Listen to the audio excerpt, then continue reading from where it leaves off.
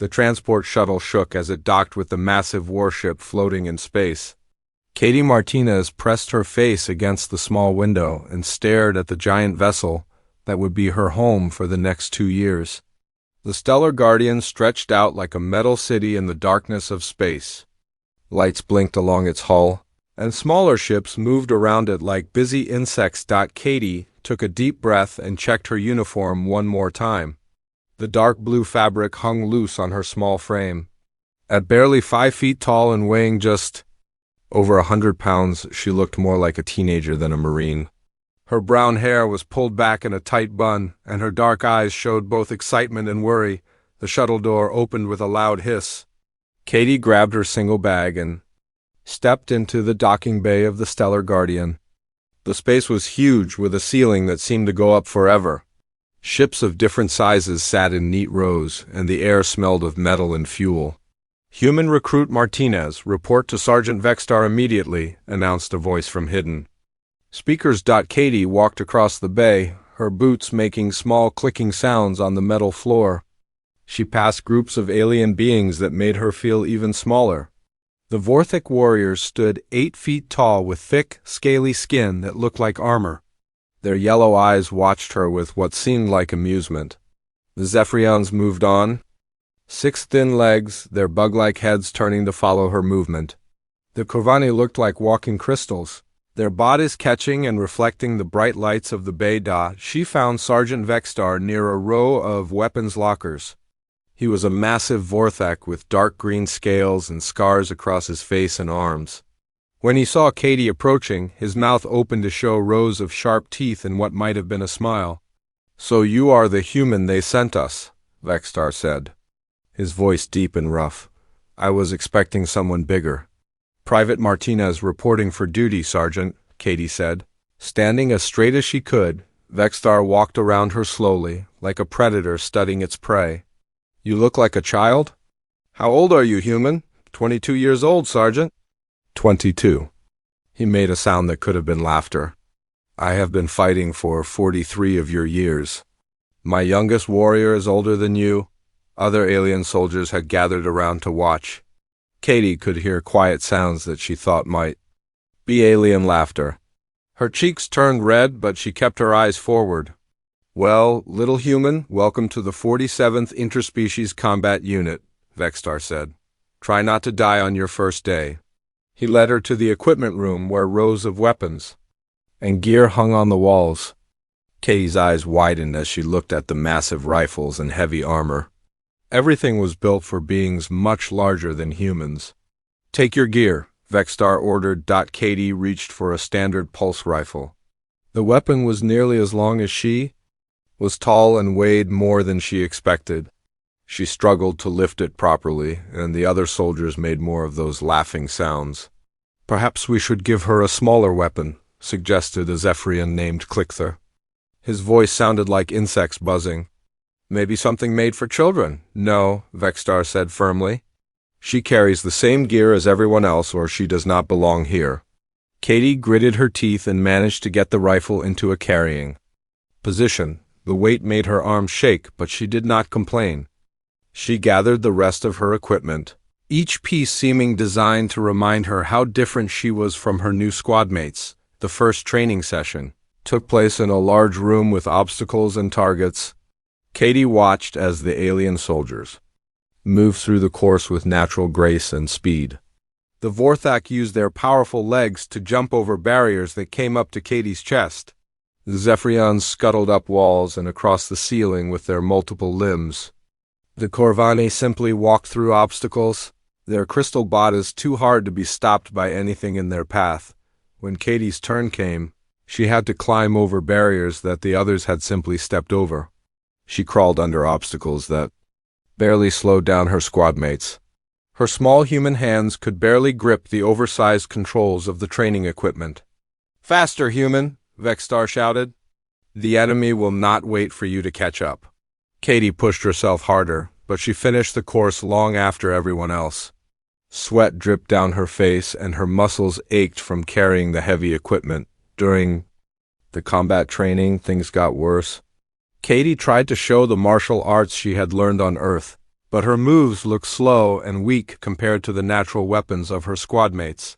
The Vorthak had claws that could cut through metal. The Zephyrians could strike with lightning speed using all 6 of their limbs. The Corvani could not be hurt by normal attacks. What was that supposed to be? Asked a young Vorthak named Razorscale after Katie demonstrated a basic punch and kick combination.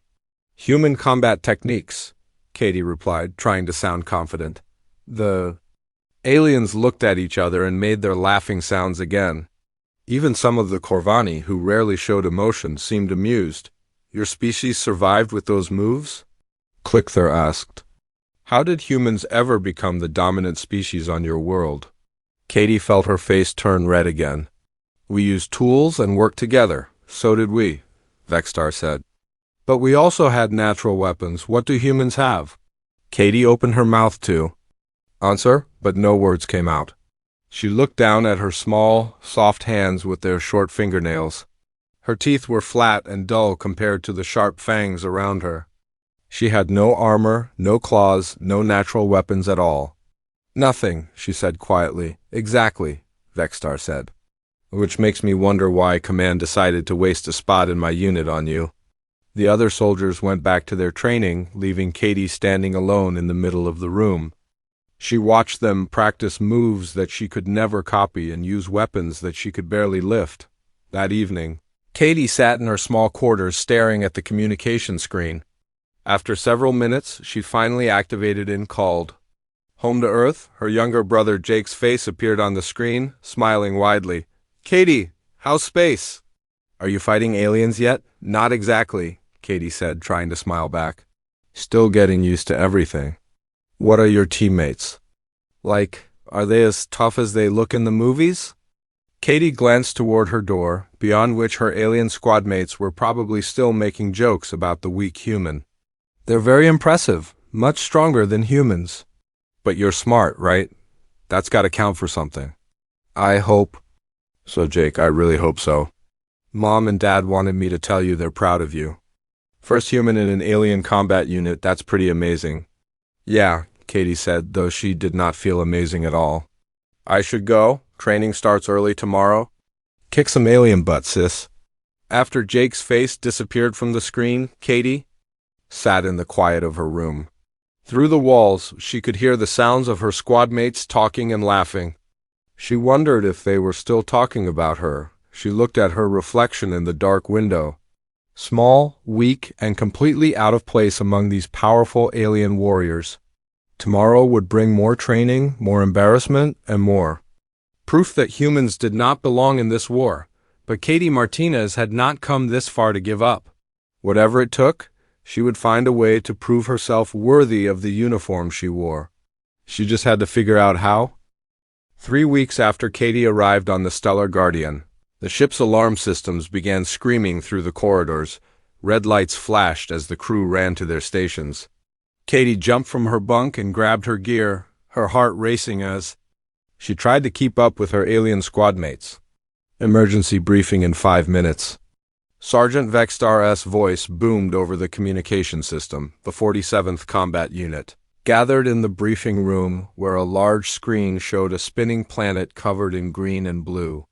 Captain Thorne, a tall human with gray hair, stood at the front of the room next to a holographic display.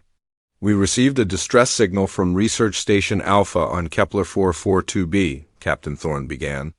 The station went dark 6 hours ago after reporting strange readings from the planet's jungle regions. Your unit will investigate and rescue any survivors. The planet on the screen looked peaceful, covered in thick forests and winding rivers. Katie thought it looked almost like Earth, but the other soldiers seemed worried. What kind of strange readings? Asked Clickthur, his insect-like head tilting to one side. Unknown biological signatures moving in organized patterns, the captain replied. The research team's last message mentioned something watching them from the trees. Vexstar stepped forward. What kind of defenses does this planet have? According to our records, Kepler 442b has no intelligent life. The largest creatures are supposed to be about the size of your average Corvani, mostly plant eaters.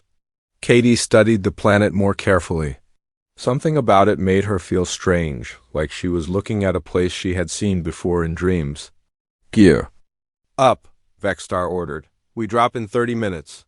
The squad moved to the equipment bay where Katie struggled once again with her oversized gear. The environmental suit was too big, the helmet too heavy, and the weapons still felt like they were made for giants. Her squad mates moved with practiced efficiency, checking their equipment and loading extra ammunition. Try not to slow us down. Human, Razorscale said as he adjusted his armor. If there are survivors, they cannot wait for you to catch up. Katie said nothing, but she made sure her gear was secure and her weapons were ready. She had been training hard for 3 weeks, and while she was still the weakest member of the team, she was no longer completely helpless. The dropship launched from the Stellar Guardian and flew toward the green planet below. Through the windows, Katie watched as they entered the atmosphere and descended toward a thick jungle that stretched to the horizon. The research station sat in a small clearing, its white buildings looking tiny among the massive trees. Thick canopy, observed Stoneheart, one of the Corvani warriors. His crystal body reflected the green light filtering through the ship's windows. Our scanners will have trouble seeing through all that plant matter. Good thing we have eyes, Vexstar replied, though he sounded less confident than usual. The dropship landed near the research station with a loud thud that sent small animals scurrying away into the jungle. Katie was the first to notice how quiet everything became after their arrival. The normal sounds of a living forest stopped completely, leaving only an eerie silence. As the squad stepped out of the ship, Katie felt the humid air hit her face. The jungle smelled rich and alive, full of growing things and hidden mysteries. While her alien squadmates complained about the thick air and strange smells, Katie found herself breathing deeply and feeling more comfortable than she had in weeks. This humidity is terrible, Clickthur buzzed, his compound eyes scanning the trees. How do creatures live in this wet air? The soft ground will make movement difficult, added Stoneheart, his heavy crystal feet already sinking into the moist earth, but Katie moved easily through the jungle environment. Her smaller size let her slip between plants that blocked the larger aliens. Her soft boots made almost no sound on the jungle floor, while her squadmates crashed through the undergrowth like walking disasters. As they approached the research station, Katie began to notice things that her enhanced alien senses somehow missed. Small, broken branches at shoulder height. Disturbed patches of moss that looked like something large had stepped there. Scratches on tree bark that were too regular to be natural. Sergeant, Katie said quietly, I think something has been watching the station. Vexstar stopped and looked. Around with his sharp reptilian eyes, I see nothing. My vision is much better than yours, human. It's not about seeing, Katie explained. Look at the plants. Something big has been moving through here regularly. She pointed to a trail of disturbed vegetation that led from the jungle toward the research station. The signs were subtle, but once she showed them to the others, even they could see the path. Interesting, Clickthur admitted. My sensors did not detect this pattern. The research station itself was empty, but showed clear signs of a hasty evacuation. Equipment was scattered across the floors, chairs were overturned, and several doors had been left wide open. In the main laboratory, Katie found something that made her blood run cold. Deep scratches covered one wall, gouged into the metal like something had been testing its claws. The marks were too deep and too clean to be made by any tool Katie knew about. Whatever made them had been incredibly strong. These are not tool marks, Katie said, running her fingers along the scratches. Something made these with natural weapons. Impossible. Razorscale scoffed. The captain said the largest creatures here are plant-eaters. Then the captain was wrong, Katie replied, studying the pattern of the scratches.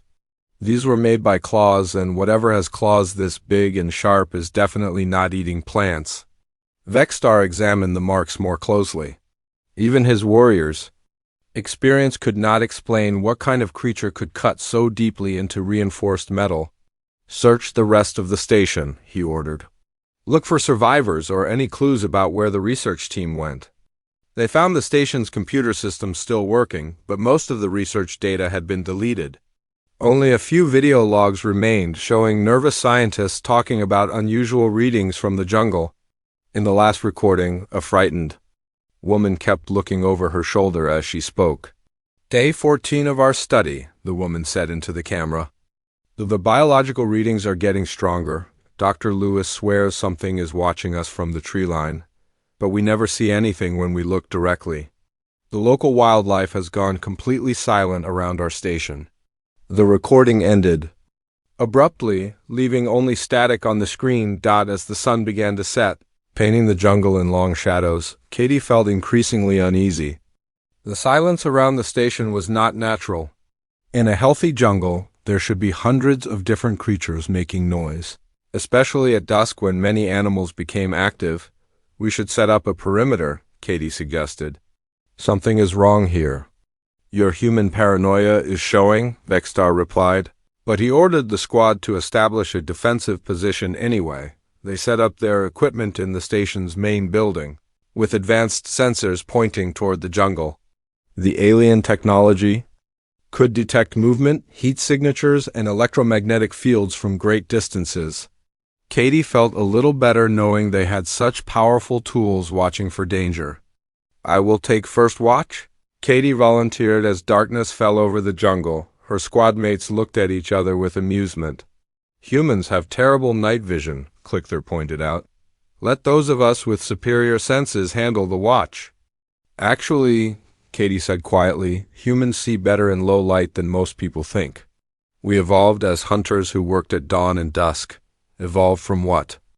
Zone single quotes heart. Katie realized she had never told her squad mates much about human evolution. "Humans evolved from predators," she explained.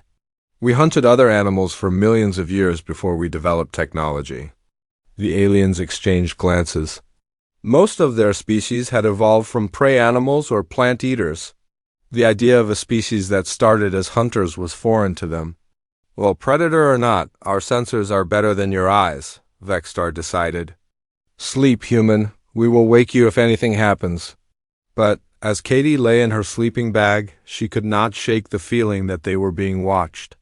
Something was out there in the jungle, something that knew they were here. Her human instincts, developed over millions of years of being both hunter and hunted, were screaming warnings that her alien squadmates could not hear. The night was going to be long, and Katie had a terrible feeling that their advanced sensors might not be enough to keep them safe from whatever was waiting in the darkness beyond the trees. Katie lay awake in her sleeping bag, staring at the ceiling of the research station. Around her, the alien soldiers slept peacefully, trusting their advanced sensors to warn them of any danger. But Katie could not sleep. Every instinct she had was telling her that something was terribly wrong. The jungle outside had been completely silent for over an hour. Even the normal sounds of wind through the trees had stopped.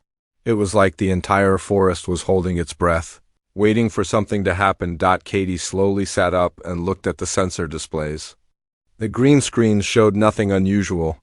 No movement, no heat signatures, no electromagnetic readings that would indicate the presence of a large creature. But Katie's human senses were screaming, danger louder than any alarm. She quietly got out of her sleeping bag and moved to the window. The jungle beyond was so dark that even her adapted human vision could barely make out the shapes of the nearest trees. But there was something else, something that made her skin crawl with fear. The darkness was moving. Katie blinked hard and looked again.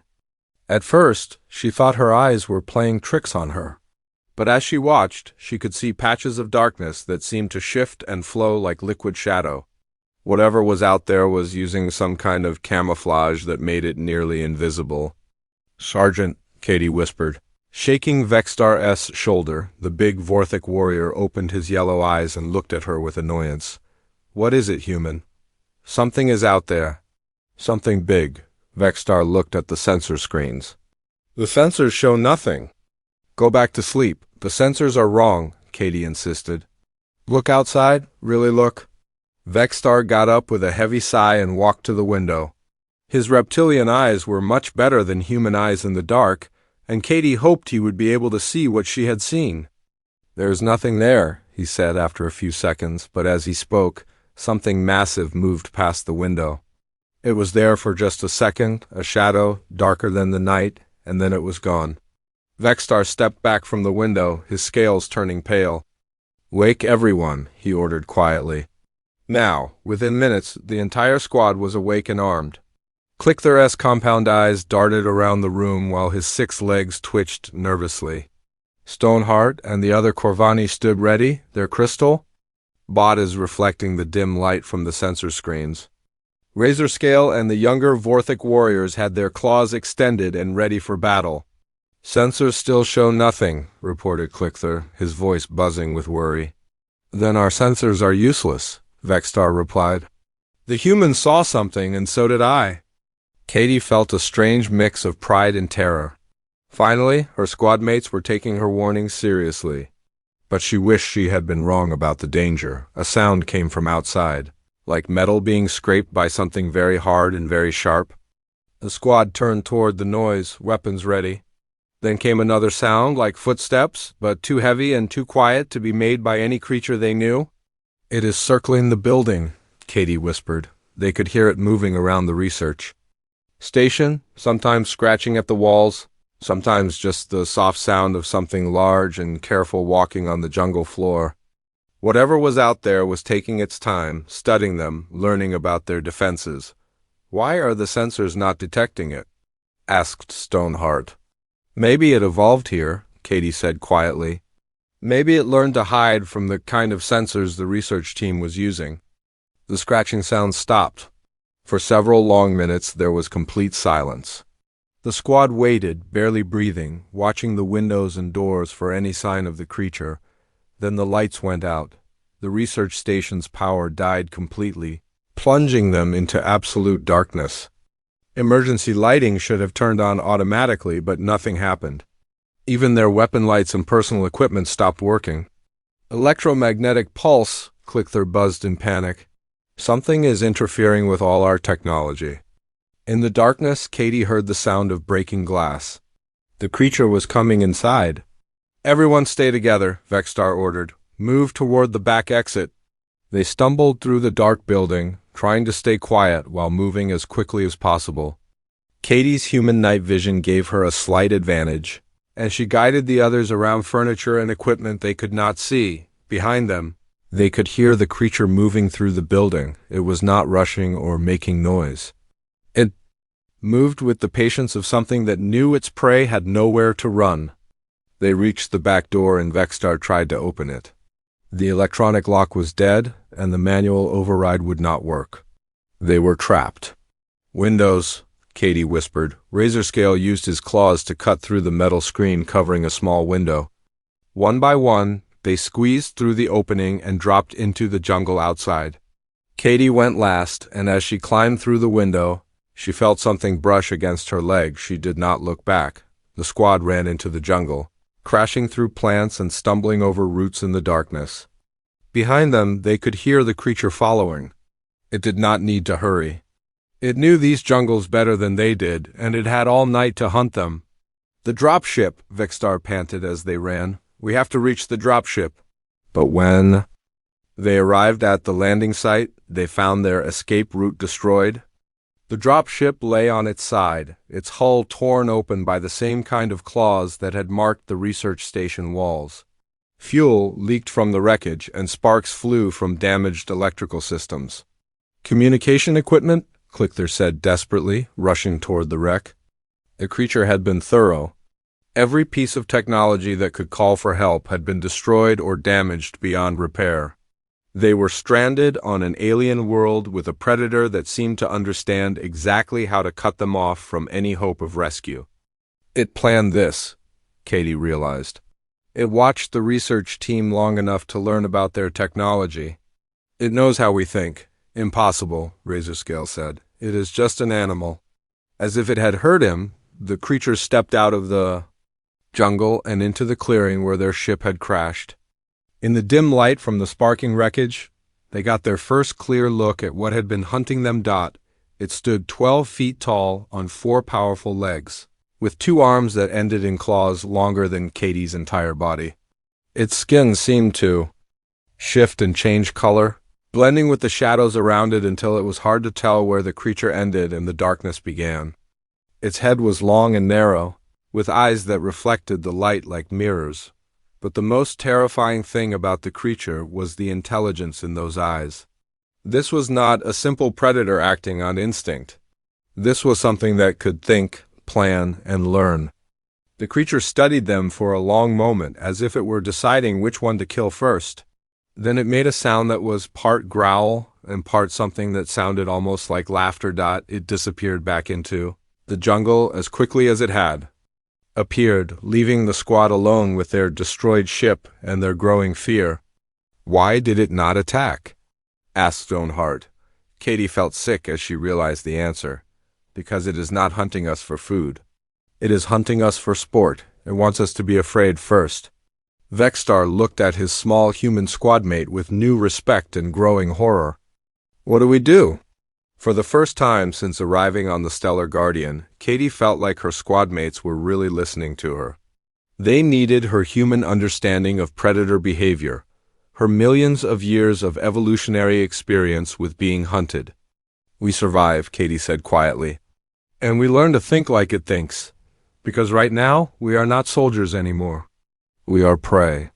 The creature's howl echoed through the jungle, long and haunting and full of dark promise.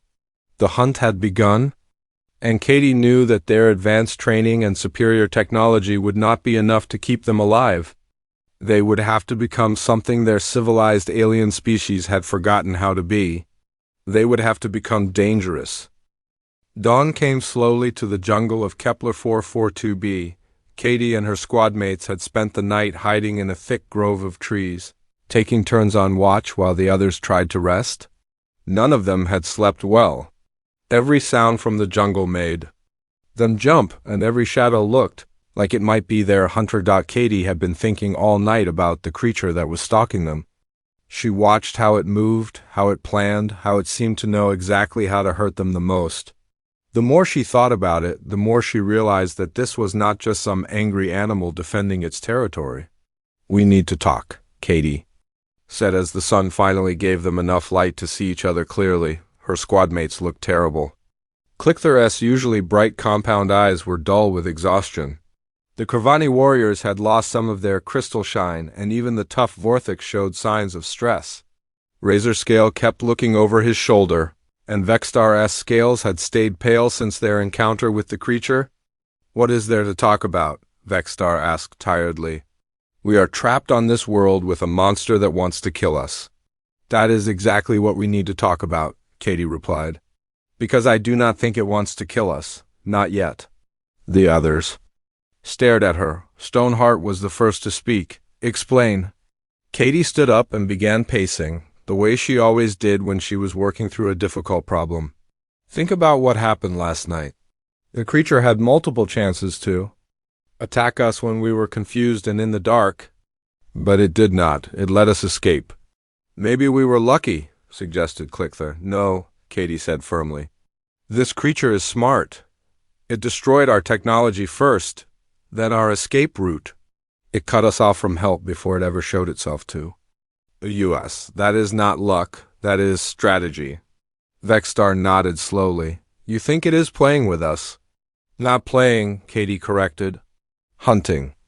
But not the way most predators hunt. On Earth, some predators do not just kill for food.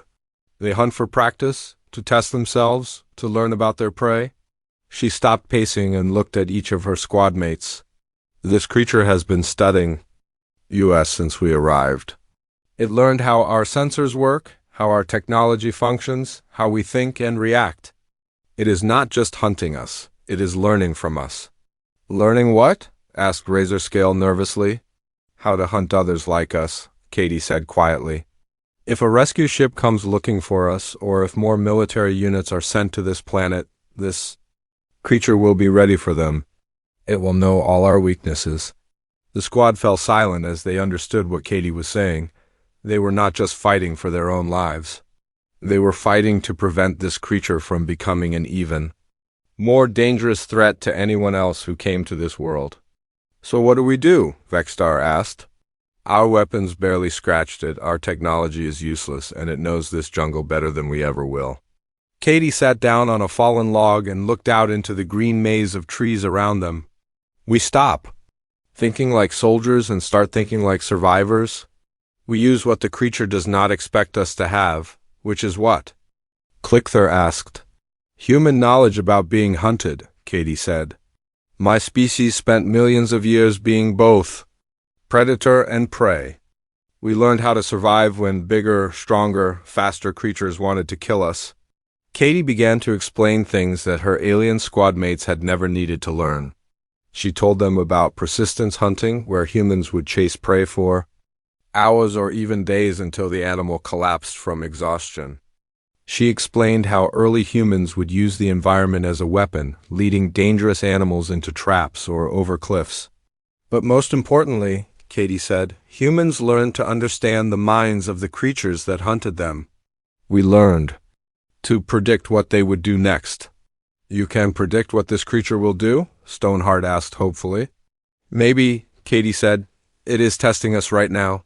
Seeing how we react to fear, how we work together under pressure, what mistakes we make when we are desperate. It will attack again, but not until it has learned everything it wants to know.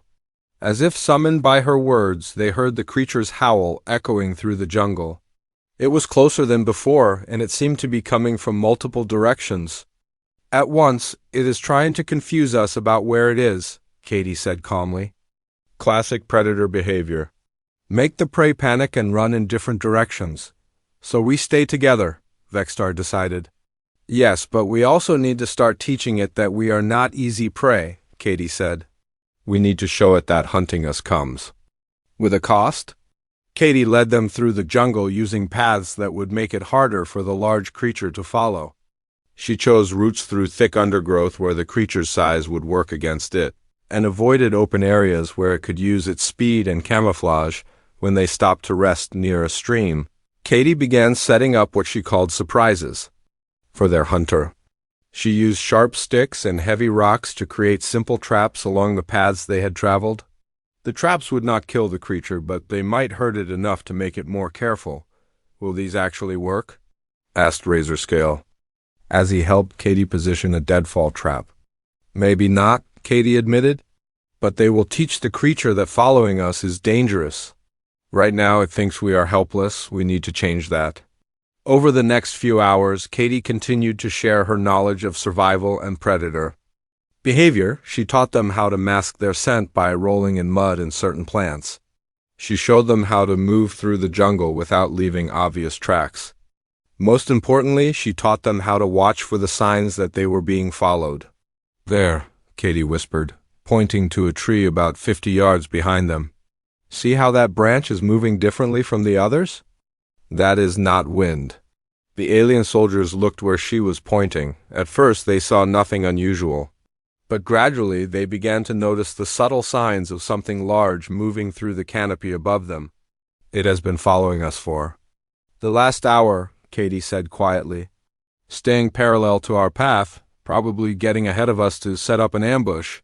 How did you know? Clickthur asked in amazement. Because that is what I would do if I were hunting something. Katie replied. They changed direction suddenly, moving away from the path the creature expected them to take. Behind them, they heard a sound of frustration that might have been the creature realizing its prey had outmaneuvered it. It is angry, Vexstar observed. Good, Katie said. Angry predators make mistakes. As the day wore on, Katie continued to anticipate the creature's moves. When it tried to drive them toward a cliff where they would be trapped, she led them along the edge instead, forcing the creature to reveal itself as it tried to cut them off. When it attempted to separate them by making noise on one side of their group, Katie warned them to stay together and ignore the distraction. Each time they avoided one of the creature's traps, Katie could sense its growing frustration. It was used to prey that ran in panic, not prey that seemed to understand its tactics. The breakthrough came when they found one of Katie's simple traps had been triggered. A sharpened stick was covered in dark blood, and there were signs that something large had stumbled and fallen. We heard it, Razorscale said with satisfaction. More than that, Katie said, examining the blood and the tracks around the trap. We surprised it. Look at these marks. It did not see the trap until it was too late. That means it is not as careful as it was before. Why is that important? Us stone single quotes heart. Katie smiled for the first time since they had landed on this world. Because now it is not just hunting us. It is also trying to avoid being hurt by us. That changes everything. How? Because now it has to think about two things at once, Katie explained. It has to hunt us and protect itself from us. That makes it slower, more cautious, more likely to make the kind of mistake we can use. As night began to fall again, Katie felt something she had not felt since arriving on the Stellar Guardian. She felt like she belonged with this team. Her squad mates were finally looking to her for leadership, trusting her knowledge and experience. The creature howled again in the distance, but this time it sounded different. Less confident, more frustrated. Tomorrow, Katie said, we stop running and start fighting back. The second night on Kepler 442b was different. Katie and her squad no longer huddled together in fear, waiting for the creature to attack. Instead, they had become hunters themselves, setting traps and planning their own ambush. Katie had found the perfect spot for their final confrontation. A small clearing surrounded by thick trees, with several escape routes but only one main entrance. More importantly, it was near a stream where the creature would have to approach across open ground. Are you certain about this plan? Vexstar asked as they prepared their position. It goes against everything we learned in military training. Military training is for fighting other soldiers, Katie replied, checking the sharpened stakes they had planted around the clearing. This is different. This is about proving who the real predator is. The creature had been following them all day, but it was being much more careful now. Katie's traps had taught it to respect their ability to fight back. It was no longer the confident hunter that had stalked them on the first night. Now it was cautious, uncertain, and that uncertainty was exactly what Katie needed. Remember, Katie told her squad mates, when it comes, let me handle the first contact. This has to be done right or we all die. As darkness fell, they heard the familiar sound of the creature moving through the jungle toward their position. But instead of the quiet, confident approach of the previous night, this time they could hear hesitation in its movements. It was checking for traps, testing. Each step, trying to understand what the strange prey was planning. It knows we are here, Clickthor whispered, his compound eyes reflecting the dim starlight. Good, Katie said calmly. I wanted to know. The creature appeared at the edge of the clearing, its camouflage skin making it nearly invisible against the dark trees.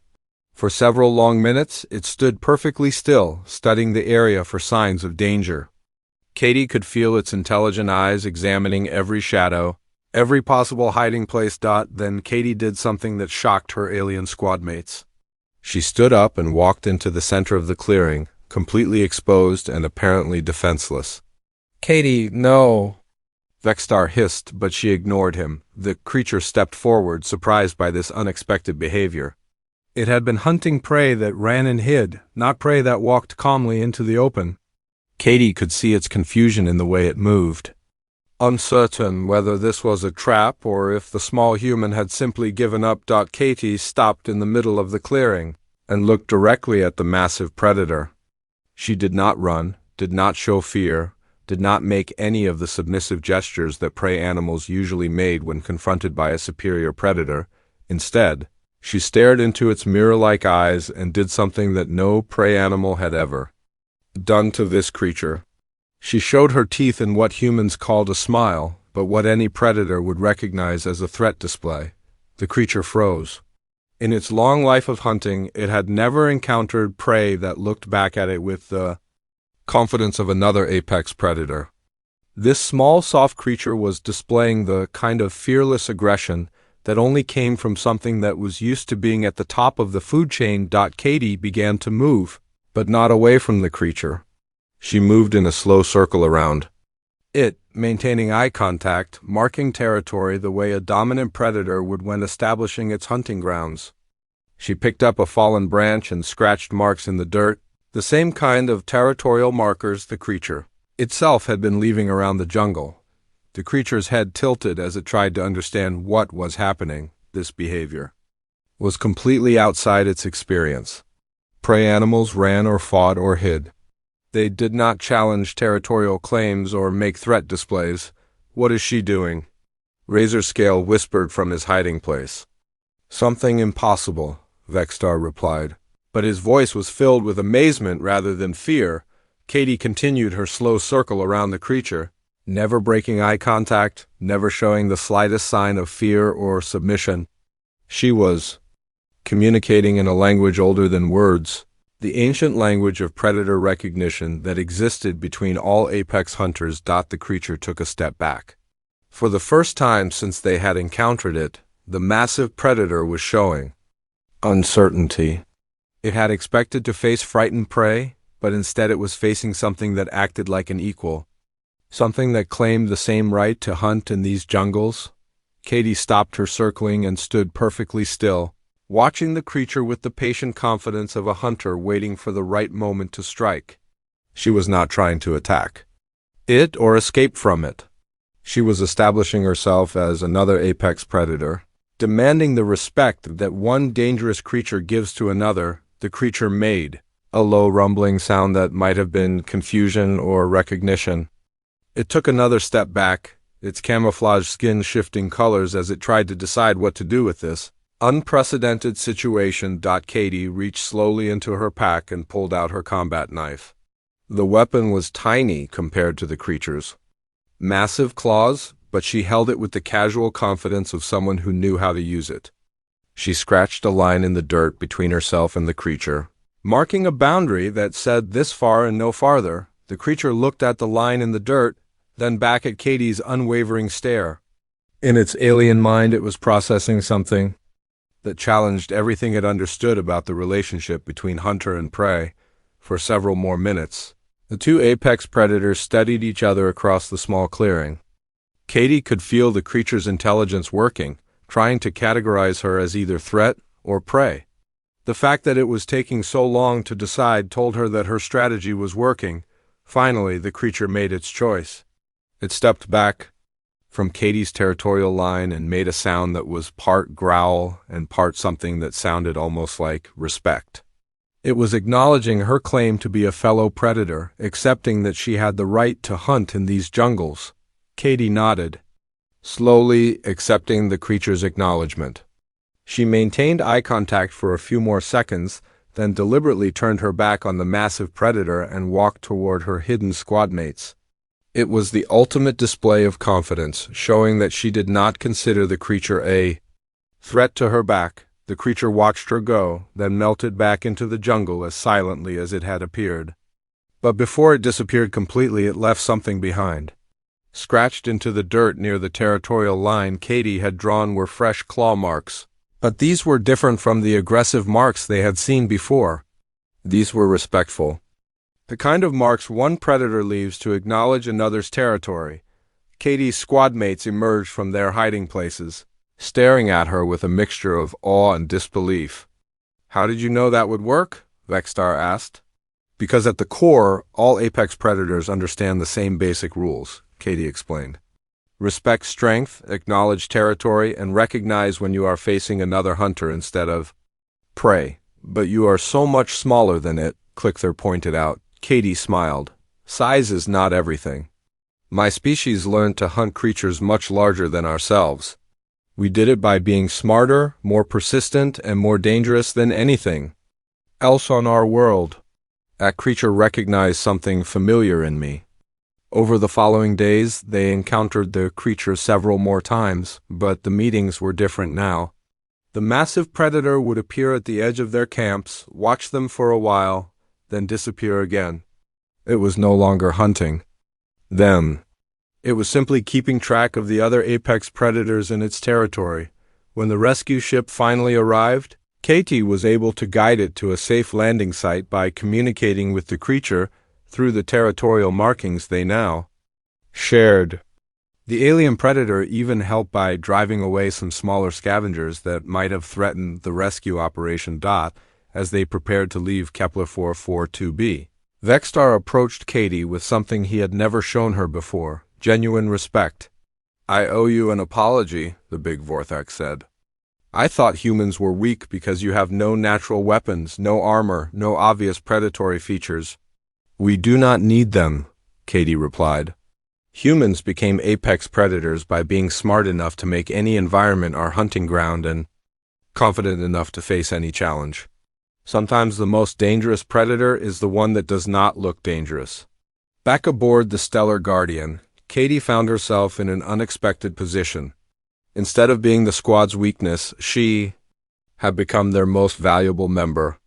Command wanted to know everything about her Alpha protocol, the technique she had used to communicate with an alien apex predator on its own terms. Katie began training other human recruits in what she had learned, teaching them that their primitive hunting instincts were actually sophisticated survival tools that their alien allies had lost through generations of technological dependence. The last scene found Katie in the training center, watching a new group of human recruits practice the territorial displays and predator recognition techniques that were now standard training for all interspecies combat units.